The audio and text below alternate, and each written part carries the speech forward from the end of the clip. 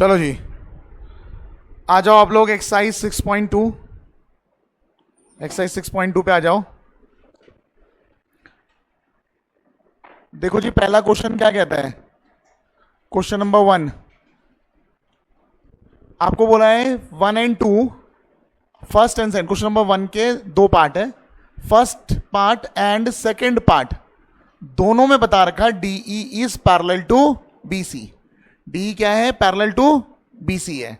First part में बोला है फाइंड EC, क्या निकालना है फर्स्ट पार्ट में? EC।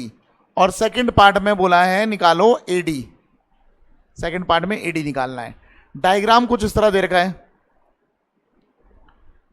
अच्छा, कल एक बात बोली थी मैंने कहा पैरेलल सुनते ही अब से क्या दिमाग में आना चाहिए? BPT आना चाहिए, याद है? मैंने कहा था पैरेलल सुनते ही आपको तुरंत याद आना चाहिए BPT, और 90 डिग्री सुनते ही तुरंत याद आना चाहिए पाइथागोरस। तो ये पहले वाले का डायग्राम है। दूसरे वाले का डायग्राम कुछ इस तरह है।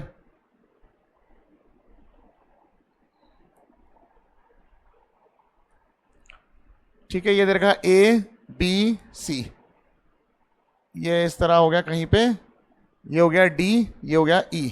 ये 1.8 सेंटीमीटर दे रखा, ये 5.4 सेंटीमीटर दे रखा है, ये 7.2 सेंटीमीटर दे रखा है, और आपको बोला है AD निकालना है। खैर यहां पे देखो क्या है, जैसे इन्होंने कहा DE पैरेलल टू BC, मेरे दिमाग में तुरंत आ गया BPT। अगर ये इसके पैरेलल है तो जो DE है वो इस साइड को D से दो हिस्सों में बांट रहा है, और इस साइड में E से दो हिस्सों में बांट रहा है। ये जो हिस्से हो रहे हैं इनका रेशियो सेम रहता है, ऐसा कौन कहता है? BPT। ठीक है ना? तो मैं कहूंगा as DE is parallel to BC, this implies that AD upon DB is equal to AE upon EC। ठीक है ना? ये जो रिलेशन बनकर आया है, 4 के बीच में बनकर आया है, इनमें से अगर 3 दिया होगा तो चौथा में निकाल सकता हूं। समझ आगे बात? तो AD हमें दे रखा है, कितना दे रखा है? 1.5। DB दे रखा है, कितना दे रखा है? 3। AE दे रखा है, कितना दे रखा है? 1 अपॉन EC। क्लियर हो गई बात? EC जाएगा, मतलब इसको काट दो पहले, ये हो जाएगा 1.5, पॉइंट हटा के 0 लग गया, 15 1 जा, और ये हो जाएगा 2 जा। दोनों तरफ उल्टा कर दोगे तो EC की वैल्यू आ गई 2 सेंटीमीटर। बताओ जी, बात समझ में आ गई? यहां पर भी वही चीज है, तो सेकंड पार्ट आपने अपने आप कर लेना, आप लोग हो जाएगा ना। अब आते हैं क्वेश्चन नंबर सेकंड पे आते हैं। देखो क्वेश्चन नंबर सेकंड क्या है। अच्छा, अगर पैरेलल दिया होगा तब तो लग जाएगा BPT। अगर पैरेलल चेक करना है कि है या नहीं है तो कन्वर्स ऑफ BPT। कब होता है पैरेलल? जब कोई लाइन बराबर रेशो में बांट दे तो वो लाइन पैरेलल होती है थर्ड साइड के। बताओ बात समझ में आ गई? तो क्वेश्चन नंबर 2 में देखो क्या दे रखा है, E and F are points on side PQ and PR of triangle PQR। एक बात तो तय है, एक ट्राइंगल है जिसका नाम क्या है? PQR। सबसे पहले बात तो ये हो गई, ट्राइंगल का नाम क्या है? PQR। इसमें क्या बोला है? PQ एंड PR को E और F, ये दो पॉइंट्स हैं, इनके ऊपर PQ के ऊपर एक पॉइंट है E और PR के ऊपर एक पॉइंट है F। इसी तरह तो बोल रहा स्टेटमेंट पढ़ो क्या है, E and F are points on sides PQ and PR respectively. E and F, E और F पॉइंट्स है किसके ऊपर? PQ के और PR के ऊपर। तो E किसके ऊपर है? PQ के ऊपर है। F किसके ऊपर है? PR के ऊपर है। रिस्पेक्टिवली का मतलब होता है जैसे इन्होंने दो इंफॉर्मेशन दे रखी, ठीक है, तो पहला वाला पॉइंट पहले पे आ रहा, दूसरा वाला पॉइंट दूसरे पे अलाइ कर रहा। क्लियर हो गई बात? अब इन्होंने for each of the following cases आपसे पूछा हुआ है, पूछा है हर जगह 3-4 पार्ट दे रखे, पूछा है क्या EF पैरेलल टू QR है? क्या EF पैरेलल टू QR है? ये पूछा हुआ है। किस तरह पूछा हुआ है? जैसे पहला पार्ट देखते हैं, PE दे रखा कितना? 3.9 सेंटीमीटर। EQ दे रखा कितना? 3 सेंटीमीटर। फिर क्या दे रखा है? PF दे रखा, ये कितना दे रखा है? 3.6 सेंटीमीटर। एंड FR दे रखा है, ये कितना दे रखा है? 2.4 सेंटीमीटर। हमें चेक करके बताना है ये पैरेलल है या नहीं है। देखो अगर पैरेलल हुए तो PE अपॉन EQ निकाल लो। पहले से इक्वल तो रख नहीं सकते, अलग अलग निकालेंगे फिर देखेंगे इक्वल आ रहा नहीं आ रहा। तो PE ये रहा, EQ ये रहा, 3.9 अपॉन 3 आया ना, पॉइंट हटाया 0 लग गया, 3 10 आ 3 13 जा 13/10 आ गया। ऐसी दूसरी तरफ देख लेते हैं, P F by F R. P F by F R, P F कितना है 3.6, ये कितना है 2.4, इसमें भी एक के बाद पॉइंट है, इसमें भी एक के बाद पॉइंट हट गया। 12 से दोनों कट रहे हैं, 12 3 जा 2 जा, इधर आया 3/2, इधर आया 13/10, क्या दोनों बराबर है? तो मैं कहूंगा as P E upon E Q is not equal to P F upon F R, therefore E F is not parallel to Q R. भैया अगर पैरेलल होते दोनों बराबर आते हैं, बताओ बात सही है कि नहीं है? ठीक है, इसके बचे हुए 2 पार्ट है वो करो, इसका 1 पार्ट है ये करो। समझ में आ गई बात? अच्छा एक चीज सुन लो, अगले वाले पार्ट में अगर ये दे रखा है और पूरा दे रखा है तो आप माइनस करके निकाल ही सकते हो, पूरे में से अगर ये माइनस कर दोगे तो ये आ जाएगा। इतना काम स्वयं कर सकते हो आप लोग। समझ में आ गई बात? तभी तो रेशो निकालोगे जब आपको ये टुकड़ा और ये टुकड़ा पता होगा, ये टुकड़ा और ये टुकड़ा पता होगा। ठीक है, वैसे हम कोरोलरी का यूज भी कर सकते हैं, ठीक है ना, उससे भी कर सकते हो, किसी से भी कर लो। ठीक है, करो जरा। क्वेश्चन नंबर 1 का सेकंड पार्ट करना है एंड क्वेश्चन नंबर 2 के बचे हुए दोनों पार्ट करने हैं। फटाफट से करो जल्दी से, ये भी लिख लेना है। चलो अब आते हैं नेक्स्ट क्वेश्चन में, क्वेश्चन नंबर कौन सा? 3rd। देखो बेटा थर्ड क्वेश्चन क्या कहता है, इन फिगर 6.18 आपको एक फिगर दे रखा है। ठीक है, क्या फिगर दे रखा है? ये फिगर दे रखा है।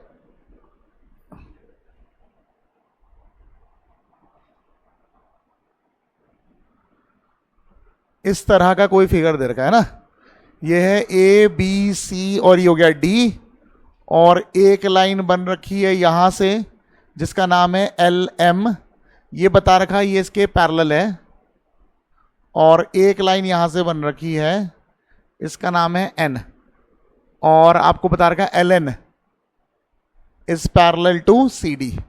ये 2 चीजें गिवन है। क्या गिवन है भैया? एक तो गिवन है L M is parallel to C B, और एक और जानकारी गिवन है L N is parallel to C D. अच्छा, टू प्रूव, क्या प्रूव करना है बेटा? प्रूव करना है A M by A B is equal to A N by A D. ठीक है, देखो जी, सबसे पहली बात तो ये लाइन इसके पैरेलल है तो बीपीटी लग सकता है, कोरोलरी ऑफ बीपीटी भी लग सकता है। ठीक है ना, अपने टीचर से पूछ लेना क्या लगवाते हैं वो, वैसे कोरोलरी भी चल जाता है, वरना दूसरा तरीका मैंने बताया था +1 करके करना पड़ता है। ठीक है ना, वो भी कर सकते हैं, कोई दिक्कत नहीं है, पर मैं कोरोलरी यूज कर रहा हूं फिलहाल के लिए। ठीक है ना, क्या है, ये लाइन इसके पैरेलल दे रखा, तो हम इस वाले ट्राइंगल पे है, हाँ या ना, तो पहले हम ये वाला ट्राइंगल यूज करेंगे। प्रूफ देखते हैं। मैं कहूंगा in triangle A B C कौन किसके पैरेलल है? L M is parallel to C B, therefore by BPT. BPT से क्या हो रहा है भाई? अगर ये इसके पैरेलल है तो बीपीटी से क्या हो जाएगा? A M by M B, A L is equal to A L by L C. ये भी हो सकता है, लेकिन जो प्रूफ करना है उसमें थोड़ा सा अलग दे रखा है, A M by A B दे रखा। तो मैंने कब बताया था कल, corollary A M by A B अगर ले रहे हैं, A M by A B is equal to, A M by A B लिया तो इस यहां पे क्या लेंगे? A L by A C. आप कोरोलरी और बीपीटी में बीपीटी ही लिखते हो, समझ आ गई बात? तो ये इंफॉर्मेशन हमारे पास आ गई, एक तो फर्स्ट हो गया। ऑल्सो दूसरी जानकारी, भाई ये भी तो इसके पैरेलल दे रखा है, तो बाकी सब भूल जाओ, अब ये वाला ट्राइंगल याद रखो, हाँ है ना? तो ऑल्सो इन ट्राइंगल, कौन सा ट्राइंगल? ए सी डी, कौन किसके पैरेलल है? L N is parallel to C D, therefore by BPT. BPT से क्या हो जाएगा? पिछली बार हमने ऊपर वाला हिस्सा लिया था फिर पूरा लिया था, इधर भी ऐसे करेंगे, ऊपर वाला हिस्सा फिर पूरा, A N by A D is equal to A L by A C. अब देखो ए एल बाय ए सी दोनों जगह आ गए, तो दोनों को इक्वेट कर दूंगा, इक्वेटिंग 1 एंड 2। जब दोनों को इक्वेट करूंगा तो क्या आएगा बताओ? A M by A B is equal to A N by A B is equal to A N by A D. यही प्रूव करना था, हेंस प्रूव्ड। बताओ जी, सबको बात समझ में आ गई? आ जाओ क्वेश्चन नंबर 4 पे बिना टाइम वेस्ट करे हुए फटाफट से। क्वेश्चन नंबर 4 देखो भाई क्या है। इन फिगर 6.19 एक फिगर दे रखा है यहां पे, यही बना लेता हूं मैं छोटा सा, ऐसा कुछ फिगर दे रखा है, ठीक है। नाम क्या है ट्राइंगल का, इसका नाम है ABC। फिर इन्होंने क्या कर रखा है, एक लाइन बना के DE इज पैरेलल टू, एक लाइन बनाई है DE जो है ना ये पैरेलल है किसके, AC के। तो पैरेलल के लिए मैं ऐसे निशान लगा लेता हूं, ठीक है। उसके बाद बोला है DF is parallel to AE, जब AE को ज्वाइन करेंगे तो एक लाइन बनकर आएगी। DF इसके पैरेलल है, ये F हो गया, DF डबल लगा रहा हूं मैं यहां पे। बताओ जी इतनी कहानी समझ में आ गई। अभी क्या प्रूफ क्या करना है। अच्छा गिवन क्या है पहले तो लिख लेता हूं। गिवन है AE, पहले तो DE दिया था ना, DE is parallel to AC and AE is parallel to DF, ठीक है। टू प्रूव, क्या प्रूव करना है बेटा, प्रूव करना है BF upon FE is equal to BE upon EC, ये प्रूव करना है, ठीक है। प्रूफ देखते हैं। थोड़ा सा इसको देख के ना हमें आइडिया लग जाता है, रेशो में जब लाने की बात हो रही है कहीं ना कहीं बीपीटी लग सकता है।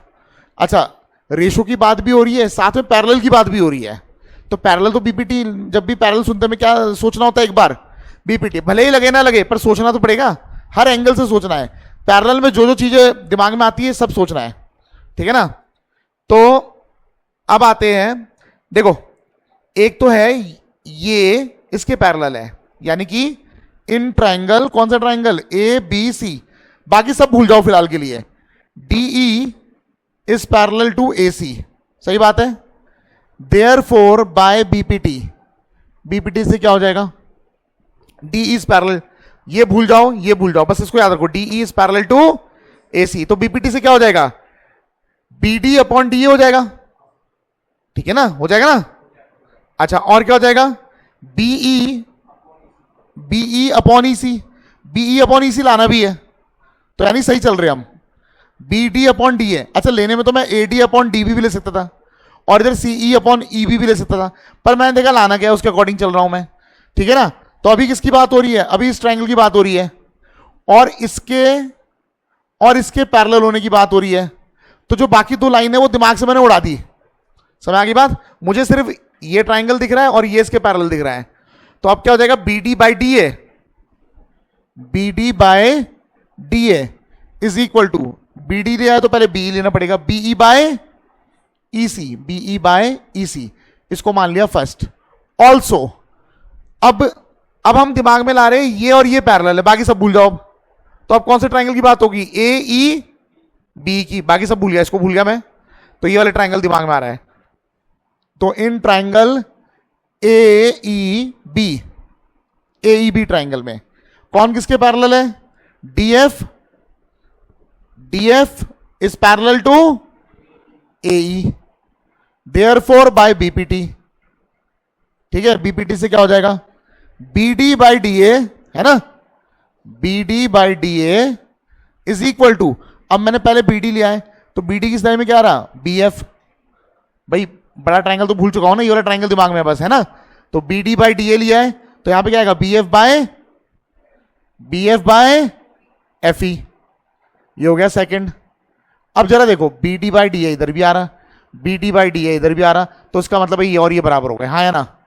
सो इक्वेटिंग 1 and 2 क्या हो जाएगा बताओ, BE by EC is equal to BF upon FE, hence proved. एक चीज और,